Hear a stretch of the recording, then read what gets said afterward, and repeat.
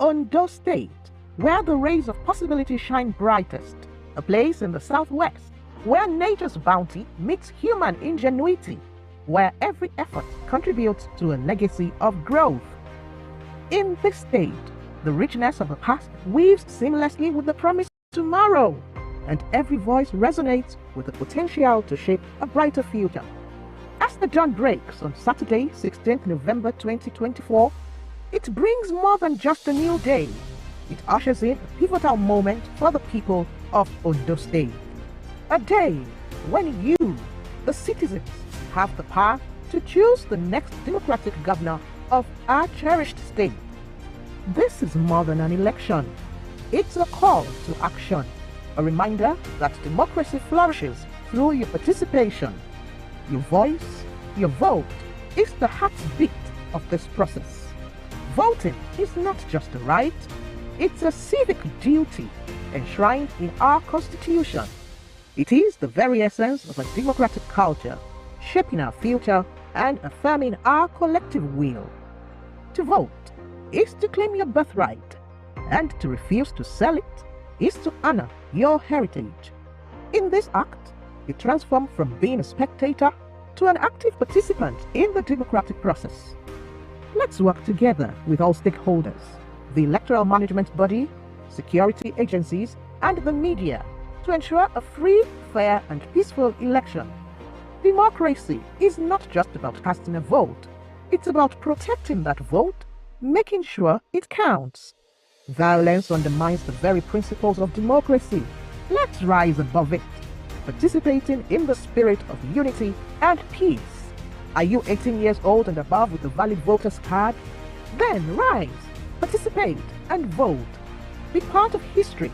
For in Ondo State, on November 16, 2024, democracy has the power to create change, and that change begins with you. Ondo State, the Sunshine State. Let your voice be heard. Vote. This message is brought to you by Center for Media and Society, CEMESO, and funded by the European Union.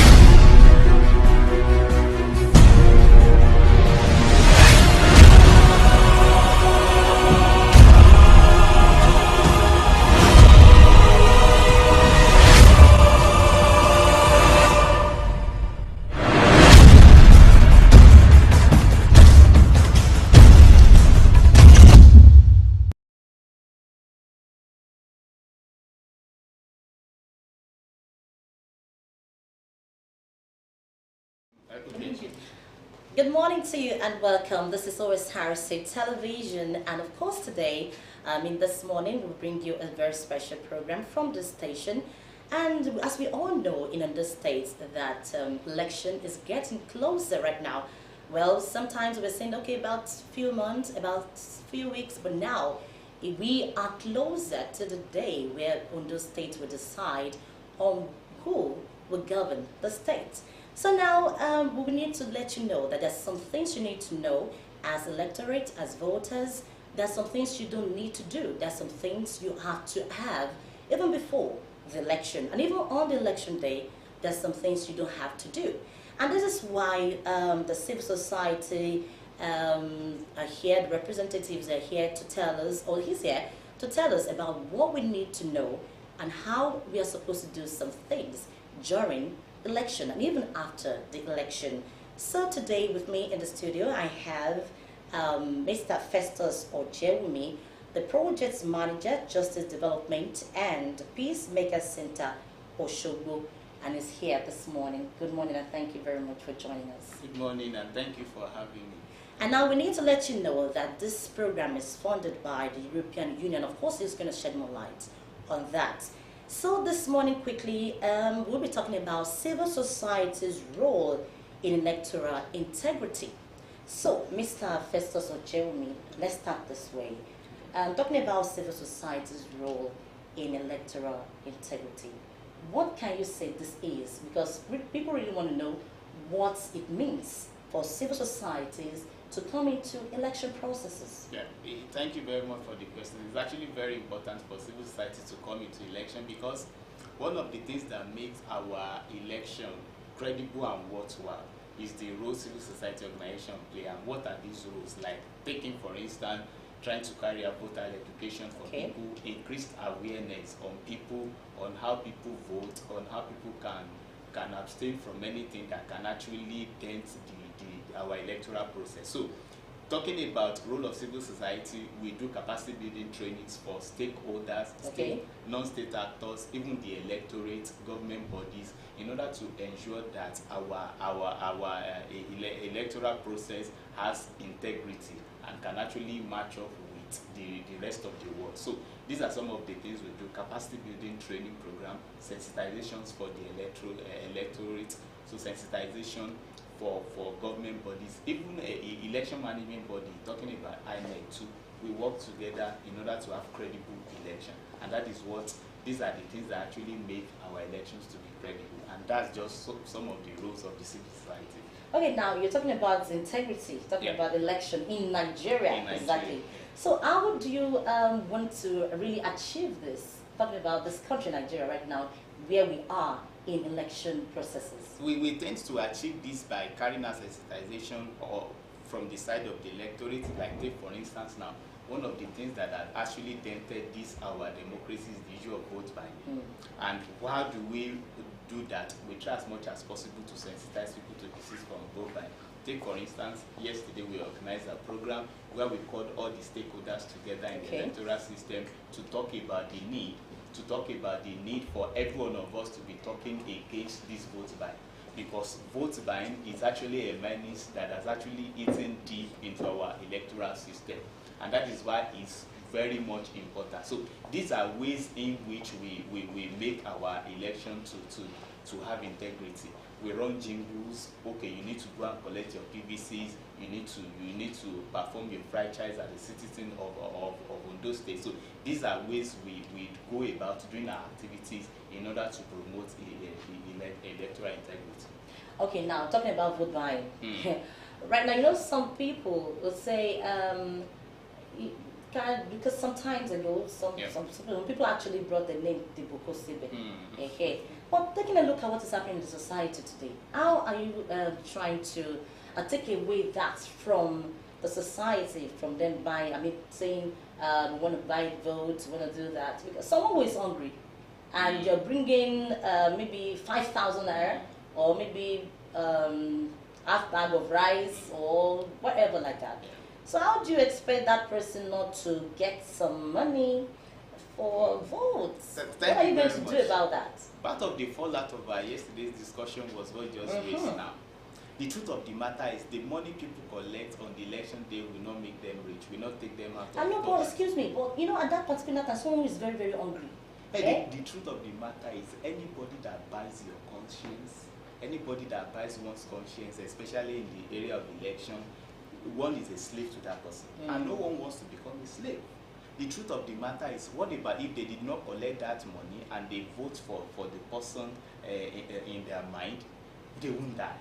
Because 5,000 naira will never make anyone rich. As a matter of fact, with the situation of our country now, 5,000 naira cannot even buy one Congo of beans. Even rice or beans like beans they call oloi. So the truth of the matter is high time electorate stood up to say, no, we don't want to be slaves.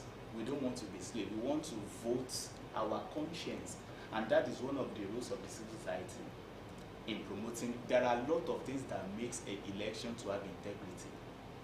The comportment of people on the election day, the role of INEC, and we discover from organizations that this issue of vote buying is a cankerworm, just like a cancer. Because when we collect money, I heard the story of a senator that said no, they engaged her in one of the states, and when they were engaging, I said no, you cannot push me, because you voted for me, but I paid for all these votes. I actually paid for it, so you can't push me. So you can imagine that. So, and that is why we are urging electorates to desist from an act of vote buying. The money they collect on the election, they will not make them rich. Will not take them away from poverty. No, it will not. It's like we are denting our image when we do. So, the Boko Shebe, if it is 5,000 naira, the maximum amount, the 5,000 naira, if you use 5,000 naira to cook, you can't hit that pot of soup for 2 thank you forever. And that is why it's actually important. So these are the things that dent the integrity of our electoral system, and that is why we're actually preaching against it. So now, you know, if you're really going to tell the electorate not to vote and not to sell their votes, then definitely you must have done a lot of job by sensitizing the people. So how long have you been doing this? Because Yoruba would say kokoko baila rafati. So how far have you gone with this? Because right now in Ondo State, election is about less than a week. Yeah, exactly, few days to next week Saturday now. We are deciding in Ondo State. So how far have you gone with this? Is it that you're going from house to house, or you're inviting people from different local governments and all of that? We really need to know how far you've gone about this. It's been a while that we started this. What we started with was mapping of stakeholders. Everybody has influence on another body. Okay. Take for instance, we have engaged religious leaders to go out there, talk to their followers, because we know these are people that have integrity and they have the stuff. When they speak to people, people tend to listen. Okay. So we have actually done that. In next week, by the grace of God, we are going to engage on aggressive jingle, using different dialects. You know, on those states permits that they are multilingual, so to say, a lot of dialects, so to say. So we want to actually engage in that too, so that we begin to sensitize people. So it's been a while that we have actually been doing this. So it will not stop there. We'll continue to further engage engage electorate. Not only the electorate, of course, also too, we need to engage with security operatives too. You know, and this forthcoming on those states, there should be sanctity, and people should be held accountable. Whosoever that is culpable over this issue of vote buying should be arrested and prosecuted. Sorry to put to your flow there. You know, we've heard stories, or we've even seen videos whereby some security men will be there, right there, and of course, vote buying will be going on. So what happens to such security It was part of the fallout of our discussion yesterday too, because every stakeholder needs to come together. It's not only INEC that conducts elections. There are a lot of stakeholders attached to this. So we had a meeting with the security operative too.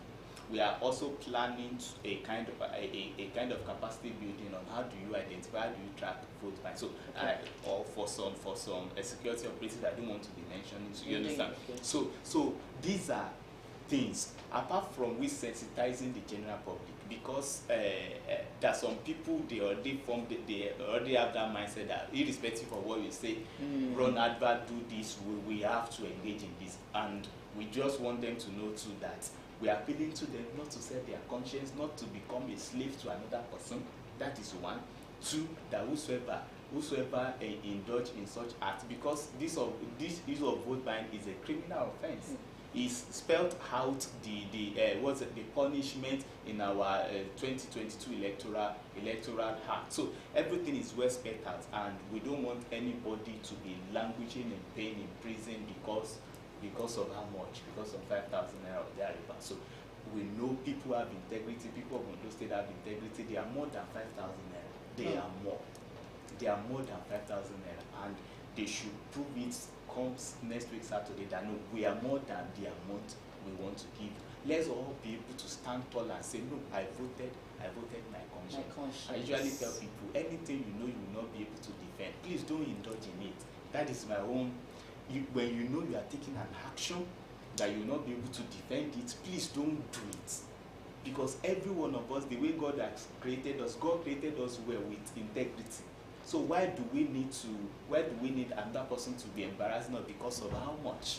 And that is why we know there is poverty in the land, but at the same time that money will not make us rich. It's not the kind of money. You imagine 5,000, considering to the level of corruption that is going on in the country, like just 5,000, peanuts, 5,000. So we should not allow that to happen. Okay, talking about irregularities, we have a lot of irregularities during elections. Talking about vote snatching, ballot snatching rather, like that. And we have some people even fighting during violence. Talking about that generally during election. What do you have to do about this, or what have you been telling people, or is it part of what you've been sensitizing everyone about? Actually, the issue of ballot snatching has long gone, because whoever that snatches ballots now is only wasting his time. Why do I say that? Because beavers is actually there. It was part of what we discussed yesterday. As a matter of fact, the ballot paper for each of the local government differ. So if you snatch ballot when you take it to the other local government, it becomes useless because the code is already there. INEC actually did wonderful job yesterday. So the issue of ballot snatching, people should know, electors should know that it's not working. Now, in terms of violence, people should desist from it. People should desist from violence. There is nothing that worth human life. In our organization, we always say human life comes first because it has no duplicate. So why do you want to fight at the detriment of your personal life? And that is why we are urging good people of Ondo State. Let them go out to vote November 6th without any form of violence, without any form of fight. We also talk about the issue of gender-based violence. Yes. Everybody has the right to vote. Everybody has the right to vote, and that is why we must go out and vote our conscience. We must go out and vote our conscience, and we must not be allowed to become slave. That thing is key. We mustn't allow ourselves to become slave to anybody. It's actually very important. Okay, well, because our time is fast spent, we have so much to talk about. Exactly. But before I let you go today, I want you to say one or two things concerning the election coming up next Saturday to electorate, because, of course, they are the ones going there to cast their ballot. So what is your advice? Well, my advice is where I started from. This is your vote buying, because repetition actually enhances retention. You know, when we keep on repeating, it sings. So, and that is why we continue to say deceit vote buying. And we were having a discussion yesterday that this issue of someone said this issue of vote buying actually started from Ondo State. That it was from Ondo State they said the vote go shape there. That was so. We don't want that to happen. We want the story to be rewritten. So, and that is why our message still remains that let us all go out and vote come November 16. Don't let us allow anybody to buy our conscience with peanuts. With peanuts. We are people of integrity. We are people of value. No one should come and just ridicule us with irrelevant or peanut money, so to say. All right, you just listened to, you've been watching Osrc television, and of course we've been talking about civil society's role in electoral integrity. And I've been speaking with Mr. Festus Ojewumi, Project Manager, Justice Development and Peacemakers Center, Osogbo. And of course, it is funded by the European Union. All right, you already heard what he said. He said your conscience, it matters a lot. So why not, don't you just go there and cast your ballots? You don't have to go, get any amount of money. Even say 5,000 naira can't even buy your conscience. So why do you have to get the 5,000 naira? Because it won't even be enough for you to buy a bowl of walloon, like you said. All right, everyone, this is where we're going to close for now. But as time goes on before the election, we'll be bringing you more and more programs for you to know about the election coming up. I'm talking about the governorship election in Ondo State come November 16, 2024. My name is Oyewumi Ayinigbera. See you some other time. Bye for now.